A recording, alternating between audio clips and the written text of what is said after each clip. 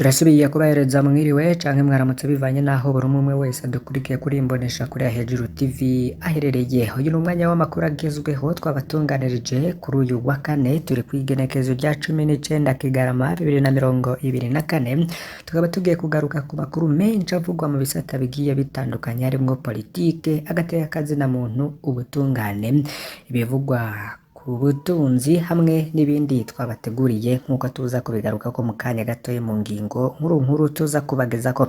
Reka imbere yuko tuzibageza ko rero tubaramutse kandi tubaha ikaze mwe mudukurikiye muri imbere mu Burundi, mwe muri mu ntara zitandukanye no mu bisagara, mwe muri mu bice bigiye bitandukanye ku mugabane wa Afrika mutwumviriza, muri mu bice vy'ubuseruko, ivy'ubumanuko, ivy'urengero hamwe n'uburaruko, namwe mwese mudukurikira muri ku migabane ya kure, Amerika, Aziya, Australia hamwe n'Uburaya. Turabakengurukiye cyane kandi turabahaye ikaze muri uyu mwanya w'amakuru agezweho. Turazi neza ko mubandanya kubana natwe kandi tubandanya kubategurira byinshi bitohojwe neza.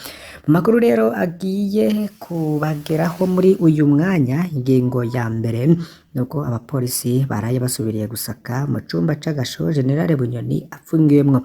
Turaza kubabwira rero uko vyari vyifashe kandi ni inkuru ikomeye cyane. Umukuru wa Senare ya Afrika y'ubuseruko Nestor Kayobera asaba umukuru wa Senare Ndahinyuzwaga Marielle Nkurunziza kugarukira ikibazo c'abacamanza bazingamitse ubutungane. Turaza kubigarukako. President Ndayishimiye rero avuga ko aho yahora yibaza ko Amerika yo bari mayibobo canke munyaburayi ngo Mushinwa asega ariko yarabiboneye, navyo turaza kubigarukako. Ariko kandi ngabashaka kumenya amafaranga bamaze kwaka abasuma b'ivyo leta ngo ntibarabe irya stade Intwari, ivyo navyo tukaza kubigarukako nk'uko vyatangajwe n'umukuru w'igihugu. Tunda kuri subscribe canke sabone canke butari wafyonda ko ibuke no kubisangiza bagenzi bawe kugira badacikwa n'amakuru yose tubagezaho mu minsi hegiye itandukanye. Hari n'ibiganiro mukurikira kuri iyi mbonesha kure. Abapolisi baraye basubiriye gusaka mu cumba c'agasho General Bunyoni Alain Guillaume afungiwemwo. Amakuru ava mu ibohero rikuru rya Gitega iki gitondo avuga ko ejo haheze igifyo c'abapolisi cashwaye aho Bunyoni afungiwe ku Musaka. Ntibiramenyekana ko hari ico bahakuye. Gusa si ubwa mbere Bunyoni asaswe kuva ageze muri iryo bohero. Inzego z'igipolisi n'iperereza zitumwe na President Ndayishimiye zama zagiye kurondera ko Bunyoni atunze amatelefone, aho rero bamutwara n'udukaye aza arandikamwo byinshi bigiye bitandukanye uko yabishaka. Tubitsa ko aho afungiwe Bunyoni habayeho wenyene, ntarekuriwe no guhura canke kuvugana n'abandi banyororo. Hari inshuro nyinshi Bunyoni rero yabujije itiro Varisito Ndayishimiye, akaroro naho yamurungikira message zo kumwifuriza umwaka mwiza wa 2024. Ivyo rero bikaba byarabaye mu kwezi kwa mbere uyu mwaka turimwo wa 2024 ugiye guhera. Harabura rero imisi ishika kuri 12 gusa. Gusa tubabwire ko hagiye haraba ibikorwa byinshi byo gusaka Bunyoni inshuro nyinshi, ariko kandi tubabwire ko nivyo yoba yarafatanywe byatangaje abantu benshi n'ingene yagiye arabinyegeza. Akarorero ni isimu zabonwe mu buroso bw'ibirato, ariko kandi no mu maravabo, icumba arimwo hakaba haratowemwo ibintu bigiye bitandukanye. Ikindi twakwibutsa nuko Bunyoni akiri generale. Tubisubiremwo, Bunyoni aracari generale mu gipolisi c'u Burundi. Mu bihano yahawe, sentare ntiyigeze itangaza ko amapete yiwe afuswe canke ayambuwe. Ikindi nanone nuko Bunyoni bivurwa ko abajenero bateranye bagasaba Varisito Ndayishimiye ko amurekura imbere y'amatora ya 2025, aho ibihangange mu gisirikare byari byateraniye mu rugo rwa President Ndayishimiye Gitega aho arufise. Bunyoni yamye ari Bunyoni na n'ubu aracatinyitse, dore kandi ko nabo bafunganywe nabo bacunzwe cane. Twabahaye inkuru y'itoroka rya Colonel Desire Uwamahoro yafashwe agiye gutoroka ibohero. Bivuga ko rero hari abahora bakorana Colonel Desire hamwe na General Alain Guillaume Bunyoni n'ubundi bari hanze mu bene gihugu canke hanze y'igihugu ngo baba bafise imigambi ikomeye cane. Mu mfunyapfunyo nubwo Bunyoni arapfunzwe cane ariko amaso aracanzwe Varisito Ndayishimiye hamenyekane neza impera ya Bunyoni. Inyuma rero y'urubanza rwoba rwarabaye rukavugirwamo amajambo akomeye cane, kenshi rero yoba yarumvikanishije ko hari abari muri CNDD-FDD yagiriza ivyaha bikomeye bisa n'ivyo yariko aragirizwa muri urwo rubanza. Bunyoni rero yamye ari Bunyoni, na n'ubu rero aracabuza itiro Varisito Ndayishimiye. Mu masanamu rero aja hanze, Alain Guillaume Bunyoni yagiye agaragara henshi yambaye neza ndetse impuzu zihenze zizimvye cane. Ivyo rero bakaba bavuga ko n'umutambukanyi mukuru w'igihugu Varisito Ndayishimiye ariho ubu nawe ariko aravyigana. Benshi bakavuga ati Mukabunyoni w'iki gihe ngo yoba ari Mukaneva. Ivyo rero nitwo dukuru tuba duhari, nukubwira rero tubashikirize ivy'iyo nkuru y'abapolisi baraye basubiriye gusaka amacumba c'agasho General Bunyoni afungiyemwo. Tumenya inkuru mukaza kurikurikira kuri iyi mboneshakure ya Hejuru TV. Umukuru wa sentare ya Afurika y'ubuseruko Nestor Kayobera asaba umukuru wa sentare Ntahinyuzwa Mariya Nkurunziza kugarukira ikibazo c'abacamanza bazingamitse ubutungane. Nestor Kayobera ati nta gihugu gitera imbere kitagira umucamanza mwiza, naho bogira ibirwanisho ruhonyanganda atabutungane bwiza ntutera imbere, kandi nta murwizatunga azozana amafaranga yo mu gihugu kitagira ubutungane. Umukuru wa sentare ya Afurika y'ubuseruko Nestor Kayobera avuga ko ubutungane ari zimwe mu nkingi z'iterambere. Mu gihe atabutungane burangwa mu gihugu, igihugu ntishobora gutera imbere. Nestor Kayobera rero akaba yarasabye urongoye sentare Ntahinyuzwa Mariya Nkurunziza heruka kujaho mu minsi iheze gushira imbere ubutungane bwubahiriza umurundi wese. Ibi rero ikaba yarabishikirije mu munsi w'ejo mu mubonano yagiranye n'abagize sentare Ntahinyuzwa n'umukuru wayo Mariya Nkurunziza. Nestor Kayobera akaba yamenyesheje ko ata gihugu na kimwe gishobora gutera imbere kitagira ubucamanza bwiza, canke ngo abarwizatunga bazane imitahe yabo mu gihugu kitagira ubucamanza bwiza. Kayobera ati naho igihugu cogira ibirwanisho ruhonyanganda kitagira ubutungane bwiza ntigitera imbere. Ubucamanza ni inkingi y'iterambere. Mariya Nkurunziza akavuga ko agiye kuvugana n'ubushikiranganji bw'ubutungane hamwe n'ababufasha bose kugira haboneke ubutungane mwenegihugu wese yiyumvamwo. Ubutungane bw'u Burundi bukaba busanganywe n'ibibazo vyo kutigenga nk'uko vyagiye bigaragara mu manza nyinshi, aho usanga bukoreshwa n'ubutegetsi hamwe n'ikibazo co kurya ibituriraho ubu udafise ifaranga adatunganirizwa nk'uko Perezida Varisito Ndayishimiye adasiba kubivuga. Varisito Ndayishimiye ku rundi ruhande ngo yahora yibaza ko ata munyamerika yoba mayibobo canke umunyaburaya umushinwa asega, ariko ngo yarabiboneye. Ndayishimiye akavuga ati muri Amerika nariboneye abanyamerika ba mayibobo barara mw'ibarabara ku bikarato basa nabi cane. I Roma naho nasanze usega ndamuha amayero 10. Mu Bushinwa naho nasanze usega ndamusaba ko twifotozanya ndiko ndamuha amahera aca ariruka. Niko Varisito Ndayishimiye avuga.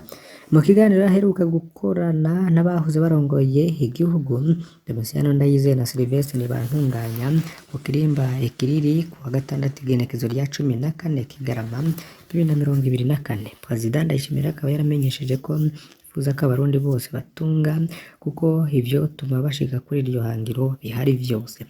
Varisito Ndayishimiye akaba yamenyesheje ko agishika ku butegetsi yatumye intumwa muri Amerika, mu Bushinwa na Singapore kuraba uko umunyagihugu waho abayeho ateye imbere, nuko babigezeho kugira ngo amenye ivyo afatira kugira umwenegihugu w'umurundi nawe atera imbere. Varisito Ndayishimiye yavuze ariko ko yiboneye abanyamerika barara ku bikarato bambaye ibobo basa nabi, abandi basega iburaya, mbere no mu Bushinwa. Varisito Ndayishimiye akagira ati muri Amerika nariboneye abanyamerika barara ku bikarato barara hasi basa nabi cane. I Roma naho naharahabaye natanze amayero 10 uwusega mw'ibarabara niyo namuhaye. Mu Bushinwa naho ubusega naramusavye ko twifotozanya ariko ndiko ndamuha amahera aca aravyanka ariruka. Varisito Ndayishimiye akaba asanga ivyoteza imbere Burundi bihari cane, akagira ati dufise isi, imvura, ubutare, ibi vyose birashobora guteza imbere umwenegihugu mu mwanya muto. Imvugo y'umukuru w'igihugu Ndayishimiye ikaba isangaye itangaza benshi kuko ngo bikigoye gutera imbere mu gihe hibonekeza igiturire ku rwego rwo hejuru kandi abasahura amatungo ya leta ntibaheze ngo bahanwe. Ikindi nuko rero ata ntwaro ibereye irangwa mu gihugu c'u Burundi. Mu yandi makuru rero ngo abashaka kumenya amafaranga bamaze kwaka abasuma bivye leta ngo nibarabe irya stade Intwari. Inyubakwa nyinshi ziriko zirubakwa harimwo ingoro y'umukuru w'igihugu Gitega nk'uko vyemezwa na President Varisito Ndayishimiye. Varisito Ndayishimiye ati yaba hari intwaro ibereye tuba tumaze kubaka ibintu vyinshi cane. Ni mu kiganiro yahigiranye nabo bahoze barongoye Burundi Sylvestre Ntibantunganya na Domitiano Ndayizeye amenyesheje ko urugamba rwo kurwanya abanyonyeza ubutunzi bwa leta rutahagaze ahubwo ko rugeze kure. Perezida Varisito Ndayishimiye akemeza ko amaze kugaruzwa amahera menshi avuye mu banyonyeza ubutunzi bwa leta kandi ko ayo mafaranga ariko arakoreshwa neza cane kubakwa inyubakwa za leta. Varisito Ndayishimiye rero akaba atanga akarero aho stade Intwari iriko yubakwa mu mahera batse abasuma bivye leta harimwo n'izindi nyubakwa nyinshi harimwo ingoro y'umukuru w'igihugu Igitega. Naho rero biruka Varisito Ndayishimiye akamenyesha ko iyo haza kuba intwari ibereye Uburundi buba bumaze kubaka ibintu vyinshi bigiye bitandukanye nk'uko rero yagiye arabitangaza. Yandi makuru rero agezweho mu bindi bimenyesha makuru bigaruka ku nkuru z'imbere mu gihugu c'u Burundi nuko i Bujumbura muri komine Ntahangwa ubunyweri n'amahoteli vyose hamwe 33 vyo muri komine Ntahangwa nyene vyugawe burundu kubera kutubahiriza ibiciro vyemewe n'amategeko. Ni ingingo y'uburongozi bukuru bw'iyo komine iri mu buraruko bw'igisagara ca Bujumbura kuri uno wa 18 Kigarama 2024 nyuma yaho basanze ivyo bibanza bidandaza ibinyobwa vya Braludi ACI ibiciro biri hejuru ivyemewe n'amategeko. Muri urwo rwandiko rwatewe ko umukorana na Ernest Niyonzima musitanteri wa komine Ntahangwa, komiseri w'igipolisi yasabwa gukorana n'abajejwe intwaro mu gushira mu ngiro iyo ngingo. Urwandiko rero rukaba rugabisha kandi abajejwe gutanga ibinyobwa mu bibanza harimwo Mega na Mini Depot ko mu gihe rero batukubahiriza iyo ngingo zobirangaho kandi bamenyeshwa ko bazohanwa hisunzwe amategeko.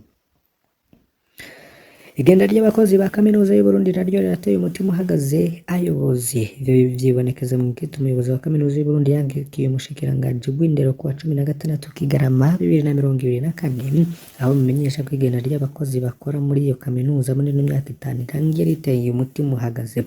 Yagize ati muri ino myaka 5 irangiye abakozi ba kaminuza y'u Burundi barahevye akazi ku bwinshi.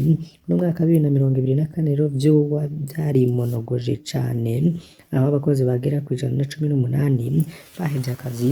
Ivyo rero agashikiriza ko bizohava bizingamika ibikorwa vyo muri iyo kaminuza. Yarangije amenyesha ko vuba cane bazoshikiriza ubushikiranganji bw'indero bimwe mu vyo biyumvira vyo bikorwa kugira ngo bahangane n'ico kibazo c'igenda ku bwinshi ry'abakozi. Mu bindi biriko bivugwa cane rero nuko i Kayanza hari umuntu yari yunguruje ibinyobwa vya Braludi yafashwe bariko barengana rero bakaba babimunywerako ku nguvu muri gisagara ca Kayanza mu gatondo ko kuwa 18 Kigarama 2024 aho bugendesha ikinga ifatanywe amakarata 6 arimwo ikarata imwe ya Amstel 3 na Primus na 2 za Black. Bene gihugu rero bakaba babonye bafashwe baciriwe batanguranwa kunywa ivyo binyobwa eka mbere n'ibidaje baratwara. Amatoza rero yakozwe n'abajejwe intwaro muri komine Kayanza yerekanye ko uwo mutaxi vero yarajanye ivyo binyobwa muri komine Gatara muri gihe kunywa ibinyobwa vya Braludi mu Kayanza nabone budakwirwa. Godefroid Niyonizigiye musitanteri wa komine Kayanza ari nawe yafashe uwo mutaxi vero akagira ati ntibibereye na gato ko inzoga ziva muri komine Kayanza zija mu yindi komine kwikinga kandi sinshigikiye ko abenegihugu biha ibitari ivyabo ku nguvu, ariko abazimba basoma ibinyobwa vya Braludi nta ntambwe n'imwe bazonterana. Musitanteri rero akaba amenyesha ko uno munsi wuduza wese igiciro vy'ivyo binyobwa zokugarirwa yongerana kuruwe ku rutonde rw'abidandaza.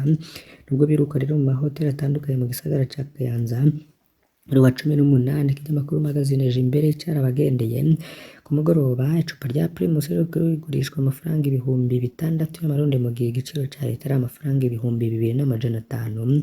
Amstel ndende yoyo no muti ugoye kuronka. utari w'intara ya Kayanza rero akaba agabisha kandi menyesha ko batakwihanganira abikika mu kiza bakazimba abene gihugu ku biciro bigiye bitandukanye vyoba vyarashizwe habona na leta y'u Burundi. Tukengurukiye mwe mwese mudahwema gukurikira amakuru n'ibiganiro tubagezaho, mbasabe kugira ngo rero ntimuze gucikwa n'ayandi tuza kubagezaho. Uyu munsi turaza kubana mu bice bigiye bitandukanye by'amakuru mu bisata harimwo politike, hagati y'akazina muntu, gutungana ibivugwa mu kibano, bitangazwa n'abategetsi, ingingo n'amatangazo, ibyo biba byaranyegejwe hamwe n'ibindi byinshi. Kuri iyi mboneshakure rero turabibategura kandi tukabibageza ko bitunganye neza. Turabakengurukiye cyane, mubandanye kugira uwa kane mwiza. Turi ku igenekerezo rya 19 Kigarama 2024.